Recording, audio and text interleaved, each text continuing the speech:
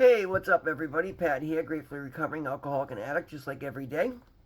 Guys, please don't forget to subscribe, leave the video a like, drop me a comment, and by all means share it with anybody you think might get something out of it. Excuse me. What a day, guys. Yeah, the cold spell continues.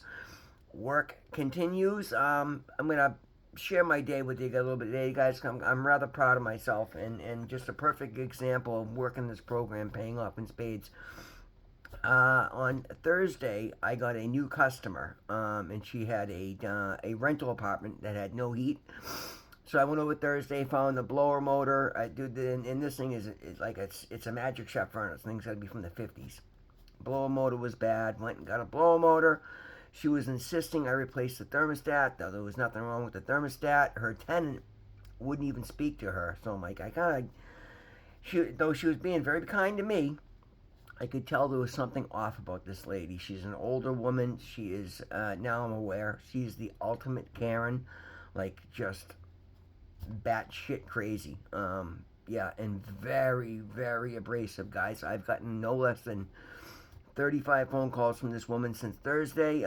There was a frozen pipe in the apartment, and I wasn't there to deal with that. I was there to deal with the heat, and I let her know that. I'm like, listen, we can deal with the frozen pipe afterwards, but I'm very busy. First priority is to get the heat on. I did get the furnace. I got the new blower motor, got it up and running. She post-dated the check. It was, a decent check. Fine with that, right? But then she's calling me and texting me. I'm waking up every morning to 4 texts, and I'm dealing with her. And I'm like, listen, I'm booked, busy. I'm trying to get there. Well, I wake up this morning, and she's telling me that the thermostat that I installed, which is per her request, was a problem, and that I needed to bring heaters over to fix her frozen pipe. And she was really, really aggressive. And I responded, and I kind of put her in her place, and I went about my day. And I was debating on even whether I was going to show up there or not, because literally she really was trying my patience. And as I got caught up with my day, she called, and I made the decision on the spot that, yeah, I'll go over and take care of it. Because again, as much as she is, I'm not gonna let somebody run me around. I'm not going to let somebody tarnish my name. I'm going to go over and find out. And I was glad I did, because I got there and there was actually a secondary problem with the furnace. A pulley came off of the fan housing, and I was able to show her that the thermostat wasn't a problem. In the meantime, she went and got a third thermostat, wanted me to replace it. Said, fine, no problem. I put that in. I took my time and I rebuilt the fan cage so that the pulley would remain solid. Got the heater back up and running. And then I brought... yeah, there was a whole situation with a heat wrap on a pipe that she kept unplugging, thinking it wouldn't work. I explained to her that she couldn't do that. That's why the pipe keep frozen up. And this pipe has been frozen for like 5 days now. And thank God it didn't burst. But I brought one of my little commercial heaters in, attached it to the pipe. And within the hour, 2 hours, I was there about 2.5 hours. And within that 2.5 hour period, the pipe had thawed out. So now I'm walking out of here rather than losing a customer. And as much as I'm reluctant to deal with her because she's pretty brutal, she's praising me. The tenants are thrilled. The heat's working. The hot water's running. Everything's done. Everything's good. I got paid. Yeah, life is good. But man, like, there was parts of my day that I'm like, whoa. And guys, I look at everything as a spiritual test. I'm like, is this a test of my boundaries to see whether I'll take this customer on? But I realize she's just a miserable old lady that probably has no friends because she's so abrasive. But I took my time. I put her in her place and let her know, don't ever speak to me like that again. And then during the course of how far over and above I went to get the thing running, the woman was blown away. And she's asking me, she's like, wow, where did you get these skills? I've never seen another technician that could come out here and do what you just did and fix everything you fix. And then the fact that I thawed the hot water out proved everything I was telling to her. And she's absolutely thrilled. This woman that was all but threatening me this morning was hugging me and telling me to go get some rest, that I work too hard, and yeah, I mean, guys, when you bring your A game, when you're confident what you're doing, and then you just treat people with kindness, just kill them with kindness, it literally changes the outcome. And I did. I took a situation that literally was giving me anxiety this morning and said, no, I know I'm better than that, and I know what I'm doing, and I proved myself my point, and I feel so much better about it. On top of that, I had a call last night about clearing a lot that hasn't been touched since last week's storm. I went over and took a look at it, and I knew this woman was. I was warned that she was really frugal, and she was going to be a pain in the ass not to discount it to make sure I paid myself worthwhile. So I wanted $300 to do it. So I had a feeling I better jack it up a bit. So I told her $350. She came back with $250, and I said nope, $300's the lowest I'll do. And I just let it go, and I didn't hear back from her. And I'm like, you know what? I don't really care. I got more work than I know what to do with. I got people calling still. I could be out working. 2 o'clock this afternoon, I get a response from her. She's like, oh my God, I just saw this. Yes, of course, 300's fine. Can you get it done today? And I'm like, no, you didn't respond to me. I'm not going to get there today, but for 300 cash, I'll go tomorrow morning and I'll plow that out. As much as I'm reluctant to work on my Sunday, it's a nice little, it'll take me an hour and I'll make a quick $300. So why not, right, guys? Like, I'm impressed with my courage and my convictions. I know I treat people fairly, and I rise above and change the outcome of every situation. Like, I don't say that to be cocky. I say that because I'm working this program, and this program's taught me how to treat people and how to be confident in myself and how to stand my ground and make sure I'm doing the right thing. Guys, we're going to get into reading. It's all about trust these days, and I have trust in people. I allow them to post date checks because my work stands for itself. And more people are giving me unbelievable amounts of trust. And that's what we're going to talk about today. Guys, the reading today is titled Trust. Just for today, I will have faith in someone in recovery who believes in me and wants to help me in my recovery. Learning to trust is a risky proposition. Our past experience as using addicts has taught us that our own companions could not be trusted. Most of all, we could not trust ourselves. Well, now that we are in recovery, trust is essential. We need something to hang on to believe in, and to give us hope in our recovery. For some of us, the first things we can trust in is the words of other members sharing in meetings. We feel the truth in their words. Finding someone we can trust makes it easier to ask for help, and as we grow to trust in their recovery, we can learn to trust in our own as well. The affirmation is just for today. I will decide to trust someone. I will act on that trust. And again, these readings go hand in hand. I trusted. Excuse me, I gotta blow my nose, guys. This extreme cold has got me, constantly nose running. I hate sniffling, so excuse me, bear with me, guys. I love that the reading today is titled Trust, and the whole thing, the whole big morning anxiety, not even anxiety, because I was debating on what was the right way to handle the situation. Do I walk away from this nightmare, or do I go see it through? And I trusted that if I went and seen it through, that I would come out of it happy, and I did.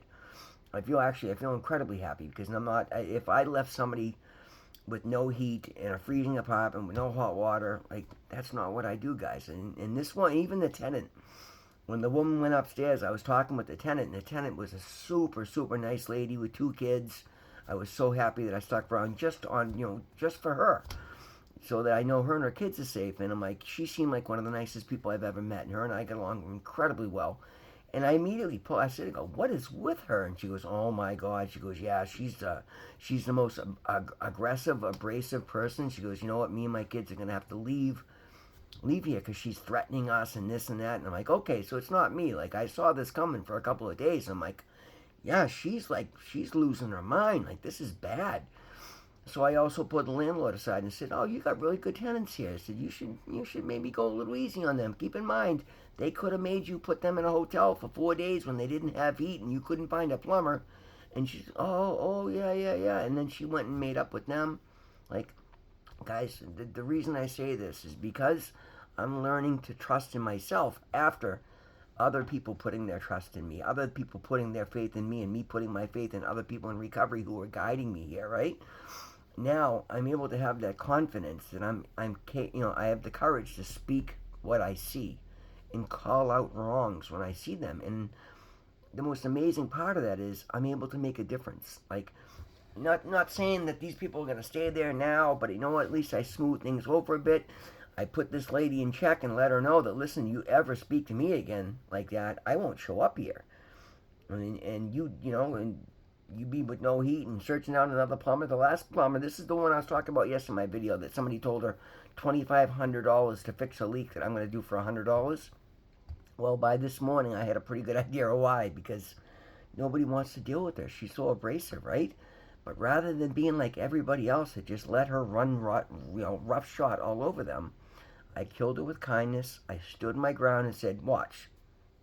You think it's this, that, the other. Let me prove to you." And then, boom. When the fan motor pulley came off, that's not accessible. You'd have to rip the whole furnace apart. I literally know there's an air vent return. You can put the air vent on either side of it. So I showed her where I could cut it open, peel it back, get in there, fix it, and then put it back together and tape it shut. And it's perfectly fine. And other things up and running, and she's thrilled. And then furthermore, I explained to her about unplugging. She wanted to do it. Guys, she wanted to put a camera in her basement. It's an unfinished, dirty, dusty, like you're unplugging utilities heat wraps that are saving your pipes from freezing to plug cameras in, and now you've got frozen pipes. And I told her this yesterday, and I plugged the thing back in. I got there this morning. Not only did she unplug it, but then she tripped the breaker. It's got a GFI on it with a big button. She tripped the breaker and killed power to both. And I explained it to her. I go, "Ma'am, if you want me to come here, you've got to trust what I'm saying, and I'm going to prove to you that this pipe wrap and this heater right here." So, "Oh, I don't think it's freezing there." "Well, you watch. I'm going to put this heater right here, and we'll see what happens." And before I left, I go, let's go check that kitchen sink." "Oh, that's been frozen for 5 days, and nothing. This isn't going to work." I walk upstairs. I turn the water on. The hot water starts coming out. She's like, "Oh my God, I've never been so happy to see hot water." And I left there with her full confidence, her full gratitude. Like, this nasty old lady not only paid me and tipped me for my time, but was thanking me excessively. And then I drove home and realized I left one of my heaters and my screw gun there because I was carrying so many tools out. So I turned around, I drove back, and I knocked on her door, and I'm like, "I'm so sorry to bother you. I left tools in the basement." "Oh, no, you're not bothering me at all. Again, thank you so much. Here, let me get the keys. We'll get down there." And you know what? I don't know if I'm not to say she won't be crazy next time I deal with her, but you know what? At least I know what I remind her. "Hey, listen, what happened last time when you did what I said? Things worked out, right? Like, give me a break." And I didn't gouge her. I didn't, I charged her about $1,000 for everything I did, and anybody else coming in would have charged probably double that. Anybody that knew her would have charged triple that. I don't have to do that today, guys.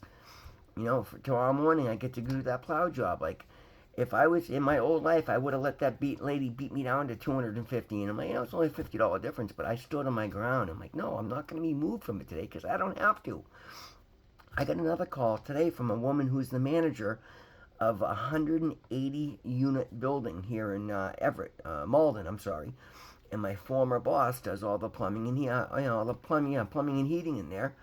And she again called me again today and said, "Listen, Frank's not keeping up. I get emergency work. Are you willing to come sign on as one of our contractors?" And I'm reluctant because I don't want to take the work away from him because I have enough. But at the same time, she's got people that need stuff done, and he's not getting it done. We can both be working there. But so, guys, like, expansion in every way possible. I talked about it yesterday. The levels I'm reaching in my savings are affording me opportunities, and now I'm taking on contracts that pay monthly because I have enough capital that I can swing it and I can buy the stuff for the month and get paid a big check at the end of the month. Guys, all because I've trusted in God. When I pray and I meditate and he tells me, go on your own, work your program and start your business. And some people say the toughest financial climate ever. I don't see it that way, guys. I'm thriving. Like, I'm expanding. Like, life is good today. I fully trust that when I go out in the morning and I show up at people's houses, I'm going to be able to figure out what they need done. I'm going to be able to satisfy them, speaking to them, being kind to them, and I trust that they're going to pay me for my time. I am shocked, almost overwhelmed at the amount of work that's coming in, and I'm looking at it and I'm like, God, last year, and I'm thinking, comparing myself again. The only equitable equation is me to my last year me and the year before me to this year me. Last year January was the longest month because I had just gotten home. I didn't know what I was doing, and even then it picked up and was a fantastic year. January this year has been record breaking. It has flown by in the blink of an eye. I've been incredibly busy. I think today's Saturday, I think Friday being yesterday, I think that's the highest paid week I've ever had in my life. And it's going to be even busier. And I've got 4 or 5 big jobs coming next week. And I got to go call Christina. Like, I have to decide how much I'm willing to take on tomorrow because I've already told her I go plow at that lot, and that's fine. Hop in the bar. But again, I'm gonna go up. I'm gonna get up in the morning. I'm gonna go to the gym. I'm gonna break a record. I'm gonna set my record at 380-pound bench press tomorrow. I'm gonna go enjoy my mass at church, and then there's no football because my Patriots going to the Super Bowl, so that's not till like the following week, I think. So I'll hop in my Bobcat, I'll go plow that out, and maybe I'll go over to Christine's building and take on a job and satisfy one of the emergencies there. Because I'll make the exception. You know, I worked last weekend, I want a day off, but at the same time, I'm being offered commitments that are going to lead to my business doing some serious, putting me on the map, guys. I've already locked in the 3-family house where we're breaking ground on. Like, I'm getting new customers at a rate that's just quadrupled what it was. I'm charging more for my time because I have more options and I have to. And again, I'm not gouging anybody because I'm still cheaper than anybody else out there. But I got to get into that ballpark where I'm comfortable charging market value for the work that I do. Because if I do, because I do 10 times more work. Guys, it's amazing today. But it's everything I do is built on trust. People trust that I'm going to fix things right. I mean, some of the work I do could sink people, you know what I mean? Like, I could ruin homes, but I don't, because I treat that with the respect that it deserves. Anybody that reaches out to me in recovery, I don't ever let them down. It's why I run the meeting the way I do when I'm sharing the meetings, whether I'm just sharing the meetings. I'm open, I'm honest, I'm authentic. I reach out to people in recovery.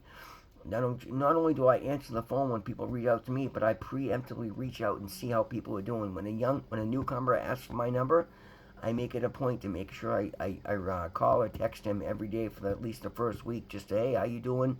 Are you struggling? What do you need? And because that builds trust, you know. Trust is an incredibly important thing that I had zero of in my former life. I didn't trust anybody I was around because I knew everybody was out to get each other. I didn't trust I didn't trust anybody. I didn't trust myself. I would bow down if anything that was too much responsibility because I didn't trust myself with the responsibility. Because I didn't deserve that trust in that life. This life is all about, my friend Doug has made me a authorized check signer for his business because he's in retirement in Florida. There's close to $2 million cash in that account. And he has me writing checks, including checks to myself every week. Because he trusts me. And I earn that trust and I respect that trust. My people in my AA group reach out to me. As a matter of fact, 2 people mentioned yesterday at the meeting how I had done a lot of extra service, and they were thanking me for my service because people trust them when they reach out and ask me if I'll take care of something. If I say I will, that means I will. And no matter, and I was in the middle of an emergency heating call, and I said, listen, I've got a prior obligation. I will be back at 2 o'clock, and I was. I went, took care of my meeting, and it's on Thursday, and I came back at 2 o'clock and got it done. I am a man of my word today. I'm a man that deserves trust today, and I love that about myself. One of the many things I love about myself today, guys. You can build an incredible life. Nothing is stopping you except for yourself. Build your conscious contact relationship with your higher power. Learn to love yourself. Learn to sit with self. And that's something I've been big on because it was something I couldn't do. I either had to have the TV on or something because anytime I was left alone with my thoughts, I went down a depressive spiral. Now, today, I don't. I'm incredibly proud of almost everything I do, I'm incredibly proud of. So when I sit with my thoughts, I find new ways to increase and add more good into my life. And that's a beautiful thing, guys. I'm like, literally, I still don't watch TV. Guys, that is the video for today. Thank you so very much for being here with me. Always remember, God loves you. I love you. We'll see you in the next one.